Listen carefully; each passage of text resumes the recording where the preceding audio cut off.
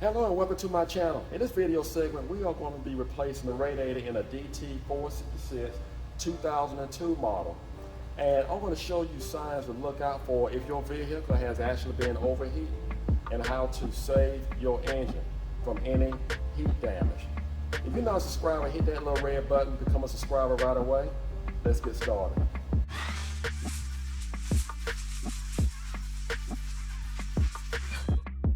First thing we're going to do is drain our reservoir. Go underneath and we actually going to drain the radiator. Now we are underneath the vehicle and there's the drain plug. We're also going to have to remove the transmission lines. And just so you know, this is not a clean job. So be prepared. And we have another transmission line on the other side of the lower radiator hose that we're going to have to break loose. Put some pliers on here and just turn it counterclockwise. There we go. Ooh, already coming out. Okay. While that's draining, we're going to go on top and remove the hood straps, bracket, all the other items. Next, you want to disconnect your hood cables. You have 2 on each side. And we just need some pliers to remove the cotter pin. Actually, I can do it by hand. And I'm just going to have it to rest on a jack stand or some type of item. You can find anything just for your hood to rest on. So you can and make sure it's sturdy so you can actually walk on this section here. Now I would suggest to actually find an item. I found a ladder here that I can just lean the hood up on, and you want something to tip the hood back so you can release some of the tension off of the springs to disassemble them. And just be careful, just make sure they don't snap on you. I'm on the right side now. So release them. Get this last pin out.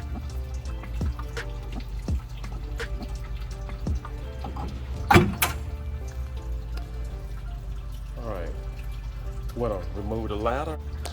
So I'm going to use 11/16 wrench, and on the other end I'm going to use a 1/2 inch wrench.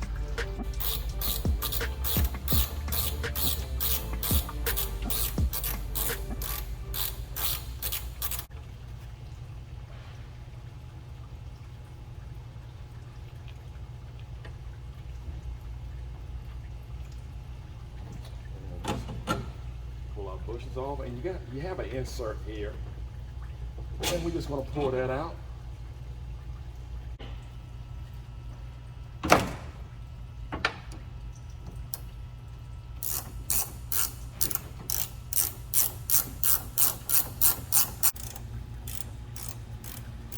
Need 2 1/2 inch wrenches.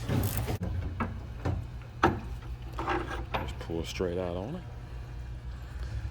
Well, our cooler antifreeze is still draining. I had an overflow, guys. And it's still draining while we're working. Now we're going to remove these 2 hoses, and you need a 1/2 inch, or you can use a 13mm, whichever you prefer.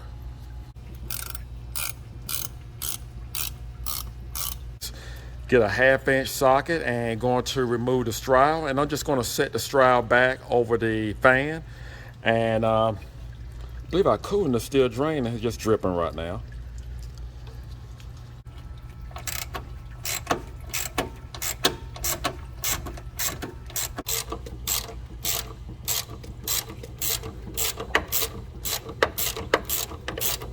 It may or may not be exactly necessary, but I like to just loosen up the shroud and just move it back, move it out the way. Now that we did that,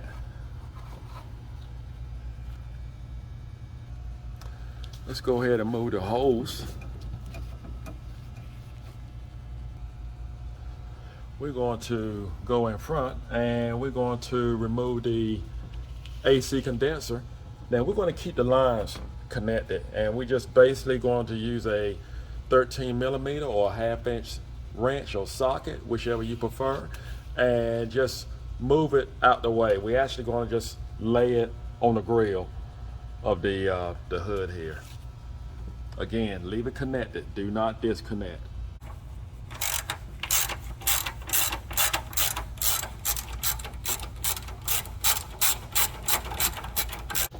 Now the AC condenser have 6 bolts, 13mm size bolts or 1/2 inch bolts. Now I want to point out, most of the hoods have covers, and I call them splash covers. Now this one here is missing on this side, so I don't have to take it off, but I would say that if you have a splash cover on both sides, it may help to actually take one side off, whichever side you plan on taking the radiator out. So since this side is off on the driver's side, I'm just going to remove the radiator from the driver's side. All right, we got all the bolts loosened, and just going to move the condenser to the side. I'm just going to lay it inside of on the grill. I want to point out, before I can actually put the condenser on the grill, there's a couple of bolts down here. I actually need to remove this bolt and nut, and there's one right in the center holding this plate on, so I actually need to remove that. This bolt is a 13mm. Now the one down here that I'm going to go after, the one there, that bolt is actually a 14mm.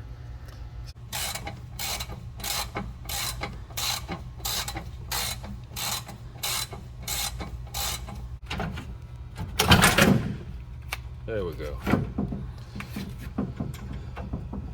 Now we can move this condenser around. All right, we got the condenser out the way. Guys, look at this. We'll charge an air cooler. Man, look at that. See, this is a hidden problem. If you have problems with your vehicle overheating, there is no way you can actually clean this without moving this condenser. There is no way you can clean it. So we're going to pull it out, and I'm going to actually clean it when I take it off. And I guarantee you, if it looks this way up against the AC condenser, I can imagine what it's going to look like between the radiator and the cooler here. Now, one way you can get a general idea, there's a plate on top here that we're going to take off, and you can actually see in between. You may have to stick a light down there and just see if you have debris, or if it's the radiator stopped up, or the charger is actually stopped up. This plate here, we're going to remove it anyway, but we're going to pull everything out. But that is one way, if you're curious about your vehicle, you can actually take this plate off and inspect it. So next we're going to remove this bolt here, and that's holding the plate on.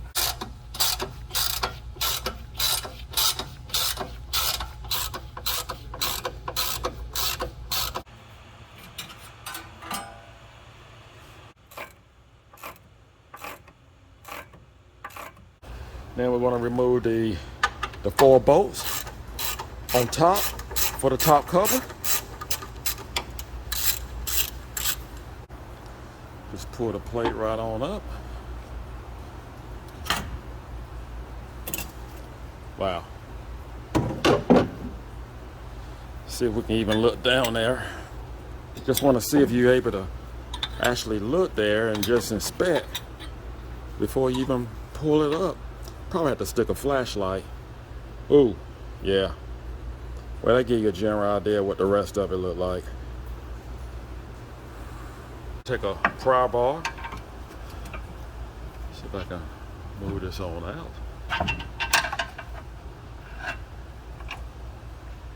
Again, it's still trying to hold on to the hoses. Need to break it loose from the hoses.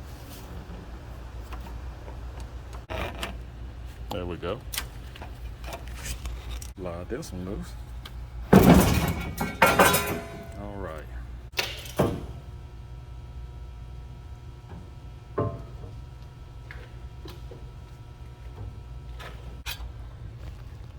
Ladies and gentlemen, look at this radiator. This spot right here, this is what I want to show you. This is the biggest cause of your DT466 overheating. Now this is a 2002 model, and not sure how long this radiator has been in here, but this is the biggest problem of a DT466 overheating.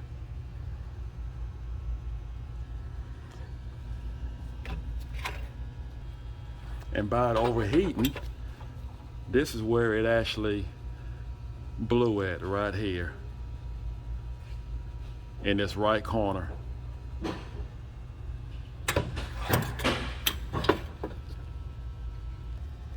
Now we're going to take a 13 or a 1/2 inch wrench, and we're going to remove the radiator bolts.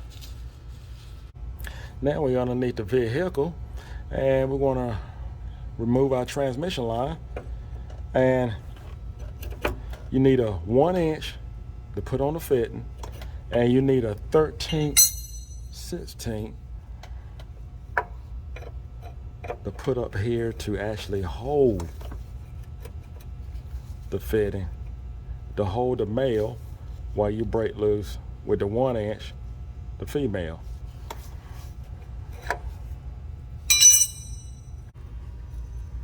All right, I think we got it pulled loose. I think I can turn it with my finger. This is far from being a clean job. All right, I broke loose the other transmission line. Now I'm going to loosen up the clamp for the bottom radiator hose. I got the clamp release. See if I can put a screwdriver up here to break it loose. There we go. Just work around it, screwdriver. I'm going to remove the net slide.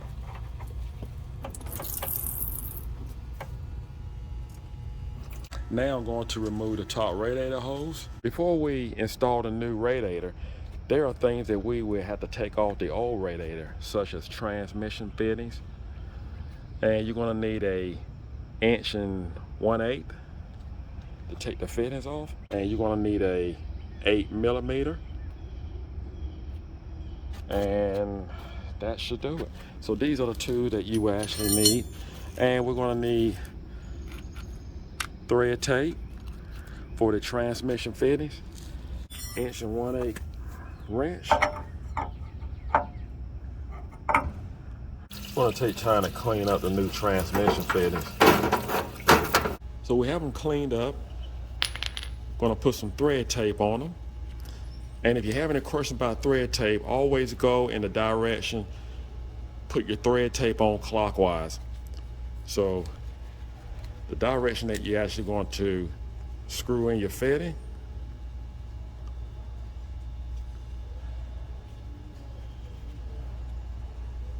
that's how you put it on, clockwise. And make sure they're in the same position that they were in on the old radiator.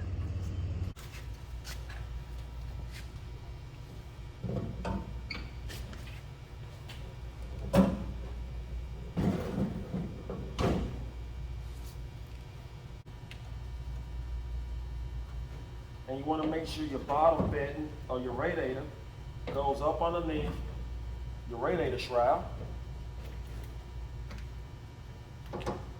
Once you get that accomplished, it'll go right in. And we just need to make sure we put our clamp back on our lower radiator hose, and we may have to push the radiator out just a little bit just to go ahead and put on the fitting on the radiator fitting. And once you do that, the radiator would completely just slide in without any problems. I'm gonna make sure my radiator's all the way. Make sure both sides is up against the frame. Now I feel comfortable to tighten up my bottom radiator clamp. Might as well go ahead and hook up our transmission hose.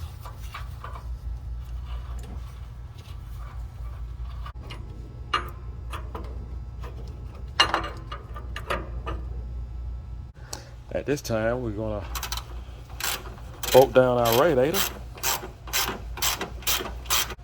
Before I mount the charged air cooler back in, I'm gonna blow out the AC condenser and just make sure it's free of dirt or any debris.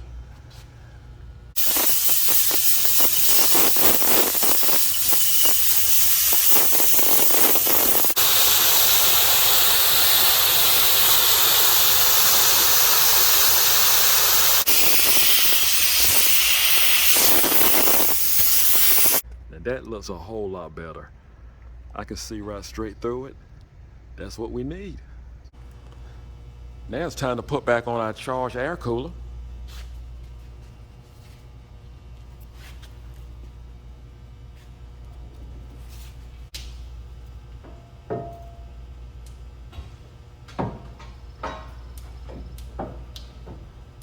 All right, fits like a glove.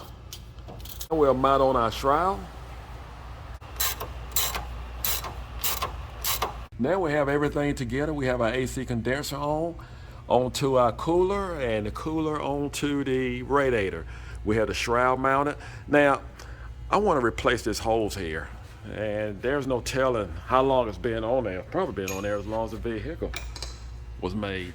I called International Dealer, and this is the part number that they gave me, and they sent this part. And this part is going to come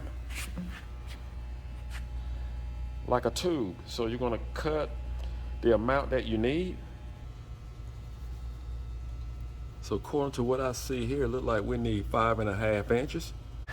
Now we have both of our charged air cooler hose hooked up and have our radiator hose, top radiator hose connected. And this hose here, when I took it off, it actually split. So anytime when you see anything like this, just go ahead and replace it. This is a 3/8 hose. The other end goes underneath the reservoir. So we're just going to replace that whole line here. All right, got a new 3/8 hose. We're going to put back on our support brackets. Install our insert.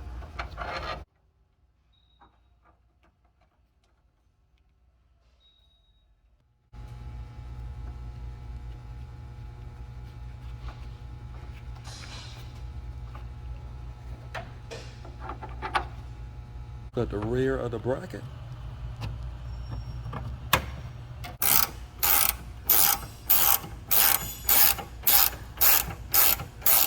Tighten down on our bracket for the radiator support.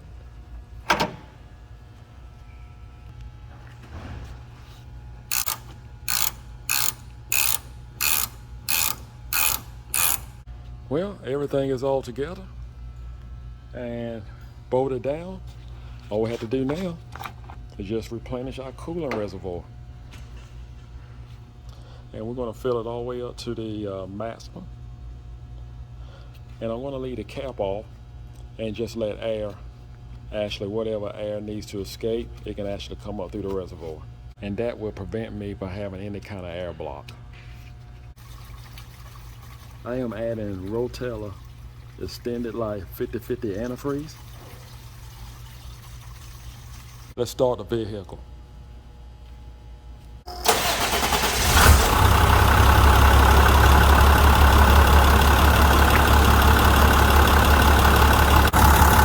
You want to check a leak? We're going to leave the radiator cap off until the vehicle reaches operating temperature, we need to check our transmission fluid. Remember, we took the transmission line loose, we disconnected, so we need to recheck it, and chances are you're probably going to have to add some transmission fluid. You want to check for leaks.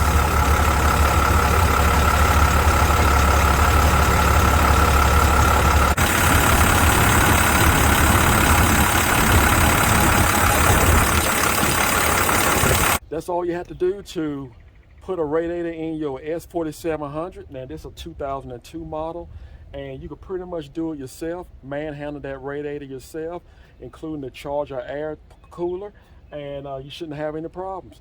And you know, that's a great time to actually replace that bottom radiator hose.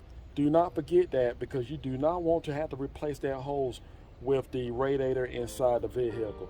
You never want to do that. Thank you for watching. Do not forget to subscribe. Take care, and God bless.